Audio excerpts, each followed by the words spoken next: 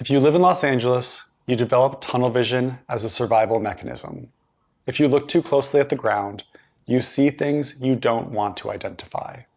Rats, roaches, grease, mattress stains that tell a story you don't want to hear. So you learn to blur your eyes. You fixate on the horizon, get your coffee, and go home. But on New Year's Day, something broke my focus.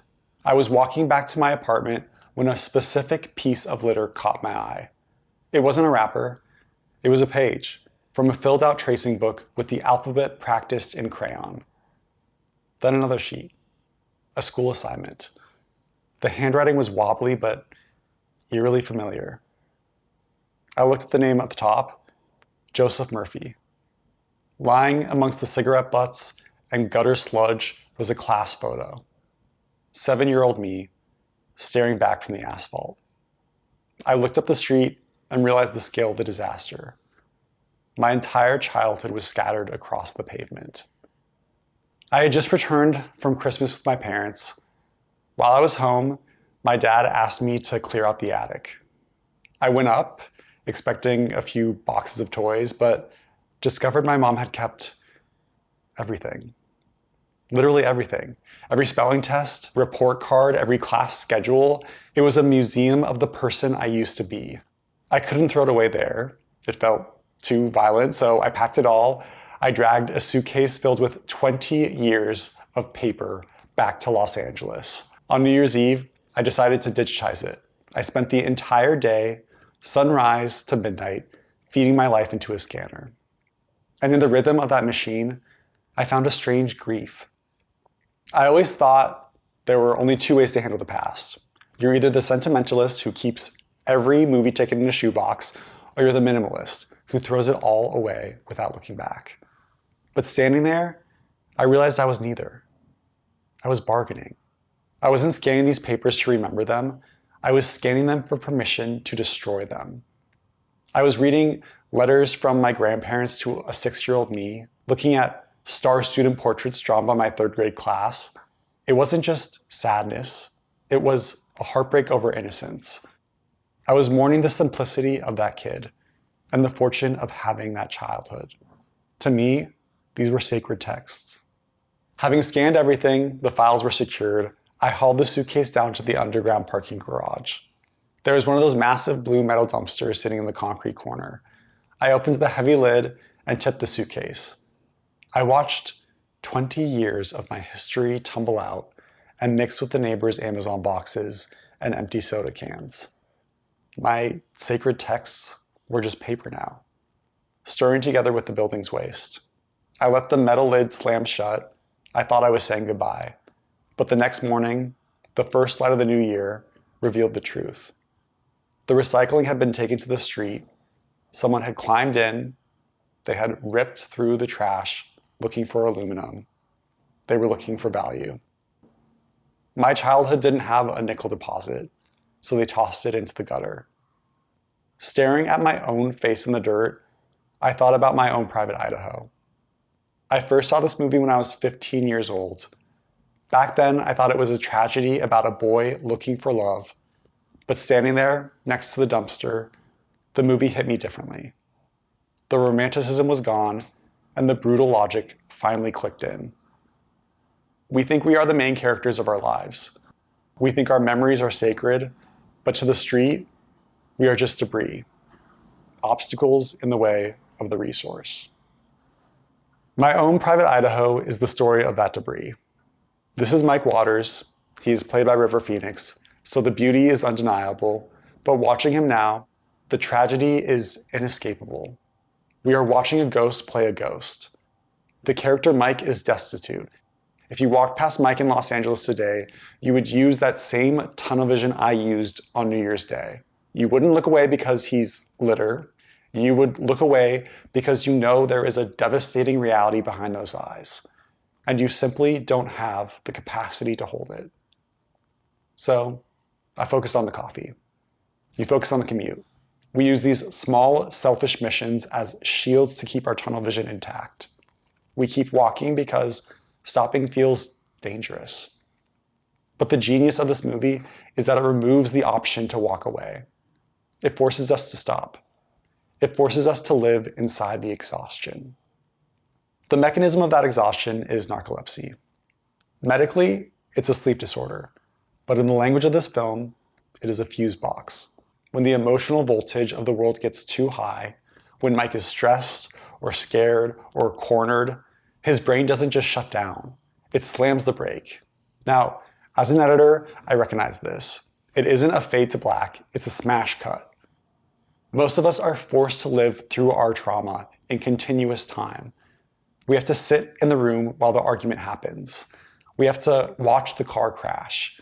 We are stuck in the continuity of the pain. Mike's brain refuses to record the footage. He goes from the terror of the highway, cut, to the silence of the fields. He chops the timeline of his life into fragments to survive it. And isn't that what we all secretly want? When you're in a breakup, when you're grieving, you wish you could just open up the timeline of your life, highlight the pain, and hit delete. We want to fast forward to the part where it doesn't hurt anymore. But we can't. We have to sit through the raw footage. Watching Mike collapse this time, I realized his narcolepsy isn't just a malfunction. It's a retreat. When the cold of the street becomes unbearable, his body forces a memory cut. He isn't trying to skip the future. He's trying to rewind the past. He is desperate to get back inside that grainy 8mm farmhouse, the only place in the world where he was safe. The only place where he was loved. There is a devastating trade-off in this. To find shelter in his mind, he has to completely abandon his body. He has to turn off his senses to turn on his memory. But while his mind goes to his mother, his body is left behind on the asphalt. And a body without a pilot is no longer a person. It's an invitation.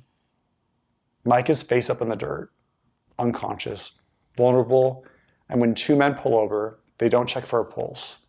They check for a wallet. They strip him, they take his bag, they take his shoes. The world doesn't just stop because you do. Watching them strip him, my own anger flared back up. It wasn't just about the mess on the street. It was the violation.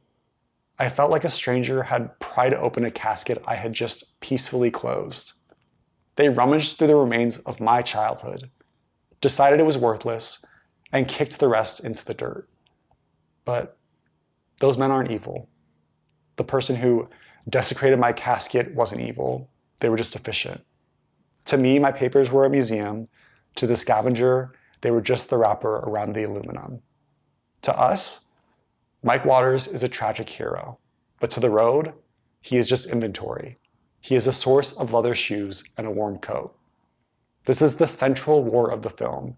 It is the battle between soul value, which are our memories, our love, our internal worth, and market value, what can be stripped, sold, and discarded. And Mike, when we meet him, is about to walk into a world where his market value is high, he is young and beautiful, but his soul value is low. He has nothing left. He walks right into the orbit of the man who embodies that market, Scott Favor. But to understand what Scott is about to take from him, we have to look at the only thing Mike has left to call his own, his memory of his mother. Most of the movie is shot on crisp, objective 35mm film. It sees the grimes of the street, the cold, harsh reality, but every time Mike retreats into his mind, the film stock shifts. The image begins to degrade, become grainy 8mm. In our modern digital world, we call static in an image noise. It's an error, a digital sensor failing in the dark. But in film, grain is texture. It is the physical residue of chemicals struggling to capture the light. It's life trying to hold on. I once learned that more grain a film stock has, the more light you need to bring into the camera. It's a physical definition that works as a spiritual one for Mike. His memories of his mother look simple and relaxing, but their condition is low fidelity and fragile. Mike wraps himself in that 8mm grain. I imagine it as a glass figurine. It gives him peace just by looking at it, but it is delicate. The moment he pulls it out and carries it into the sharp, cold world, it requires more light, more emotional intensity to exist. It's constantly at risk of shattering. But then there's the person who doesn't need to live in the grain, because for him, the stakes aren't real. This is Scott Favor. To understand the cruelty of this friendship, I have to use an analogy, and that analogy is The Sims. If you play the game normally, it's a grind. You have to go to work, clean the house, and save up money just to buy pizza. That is Mike Waters. He is playing life on survival mode. He is grinding for every meal. But anyone who's played The Sims knows there is another way to play. You open the command console, type motherload, and instantly you have $50,000. Scott Favor is playing life with the cheat codes enabled. He is the son of a mayor. He is set to inherit a fortune on his 21st birthday. He is hustling on the streets, but it's entirely voluntary. He isn't surviving. He is killing time. This is why Scott feels so different. He treats the other street kids, and even Mike, like NPCs. To him, their poverty is a scenario. He can engage with it for fun, but he knows that at any moment, he can turn the game off. Scott isn't on the street to find a family. He is on a gap year. Because he has the cheat codes, he looks at Mike and assumes Mike is playing by the same rules. Mike isn't waiting for an inheritance, though. Mike is looking for a home. Scott operates on logic and options. Mike operates on necessity and chemistry. And when you try to offer pure chemistry to a person who treats life like a game, you are going to get rejected. And I would know because just a few years ago, I tried to do the exact same thing. I don't know if I can tell this story. A few years ago, I fell for a friend and I didn't see it coming. We had been friends for a while and I enjoyed spending time with him, but I didn't think I had a physical attraction to him. But then he moved across the country. I went to visit him for a week. It was perfect. I loved the city, loved hanging out with him. Then one night at a bar, one of his friends mentioned he had hooked up with someone recently. And I was hit by a sharp, ugly pang of jealousy. It was a wake-up call. I was like, holy shit, I think I'm in love with this guy. It was the last night of the trip. We were sitting on his apartment couch and the air was just intoxicating. I realized I couldn't even look at him. I had this sudden, overwhelming urge to just grab him. It felt like if I made eye contact with him, the dam would break and I would launch at his face. But I froze. I was a guest in his home, sleeping in his apartment. I was more afraid of being denied and making him uncomfortable in his own space than I was of ruining the friendship. So I resisted. I retreated from the ledge. I flew back to LA, frustrated and debating if I should ever tell him. This brings us to the most famous scene in the movie, the campfire. Mike and Scott are stranded in the middle of nowhere. It's just two boys and the immense, overwhelming silence of Idaho. Mike is standing there on that same ledge I was. And River Phoenix brought a tremendous amount of himself to this scene, truly the heart of the film. Mike isn't using Shakespeare, he isn't using poetry, he is using the only currency he has left, the truth. I flew back to LA and I decided I had to make the jump. I just had to. 2 weeks after my trip, my friend came to LA for work. And we went to go see a movie, and I can tell you that I do not remember a single frame of that movie. I just sat there contemplating what I would say. And all my brain was screaming was, do it.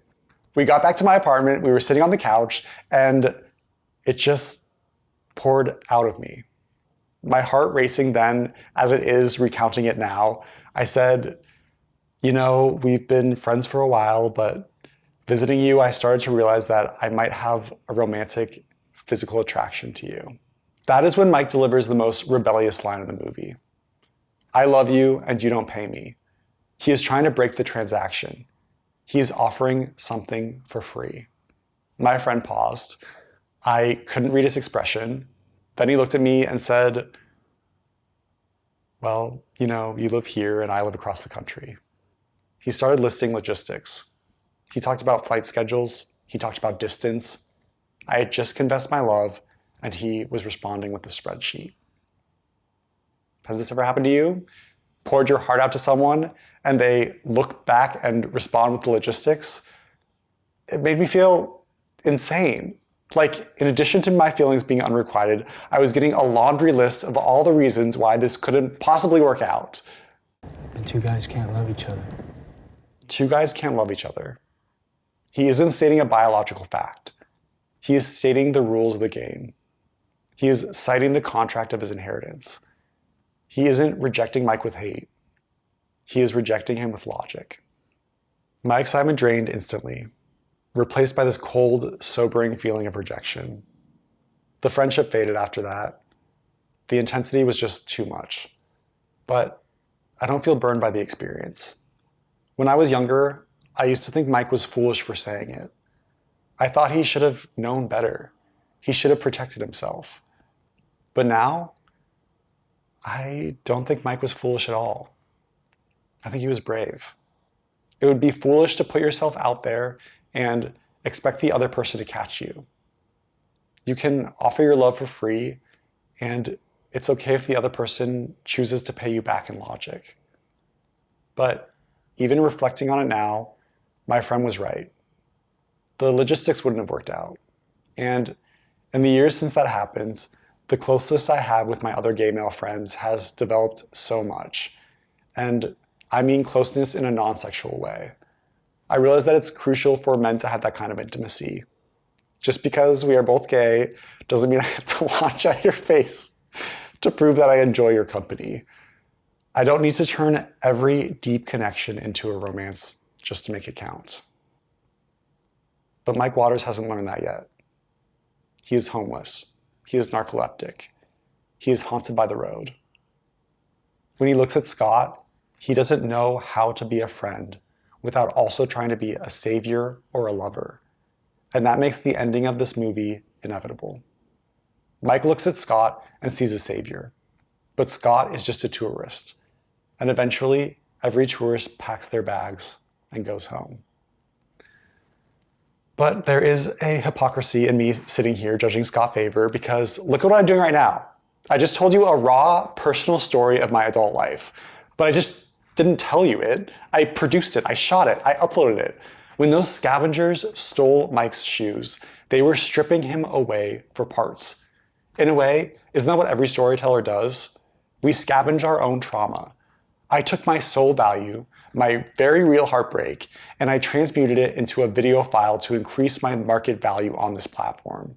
I am Mike Waters on that road, waiting to be saved, but I am also Scott Favor in the limo, selling the story for a profit. You think I'm innocent in all this? Absolutely not. I've broken hearts. I've been the spreadsheet. I've rejected people. I've ghosted people. And I have absolutely used the phrase, I just don't have the capacity for that right now.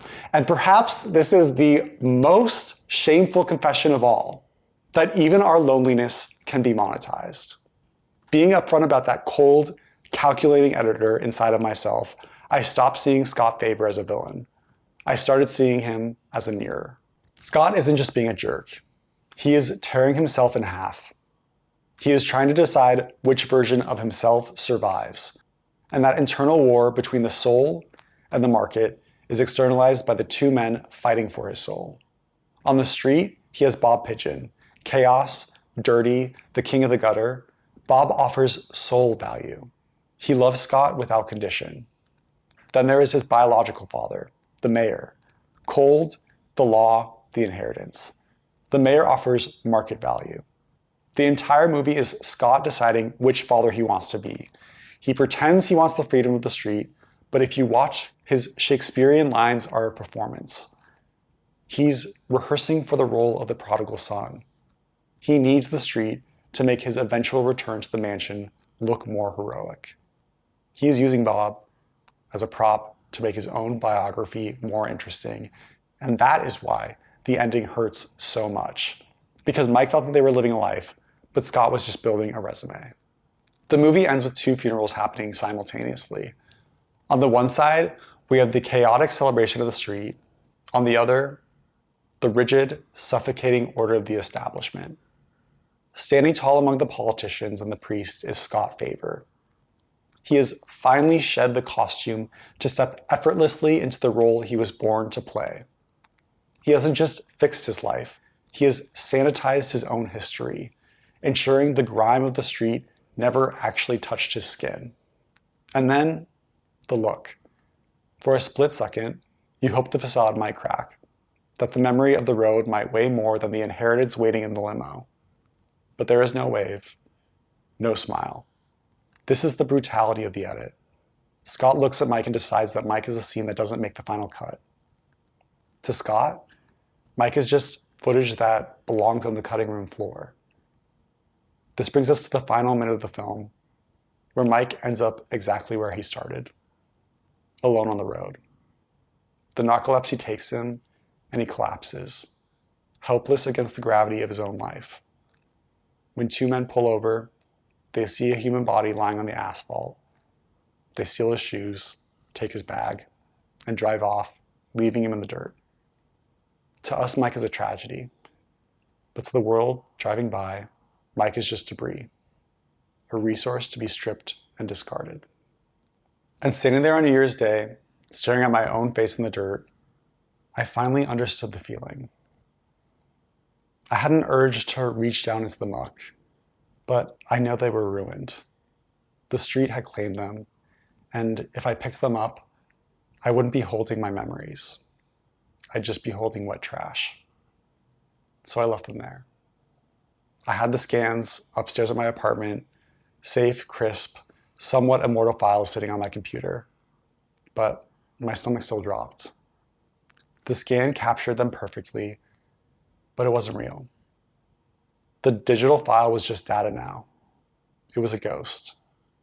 The scanner couldn't capture the smell of the attic, or my mom had saved space for the younger version of myself, or the texture of the crayon wax. There is a part of me that still feels heartbroken because I want the real thing.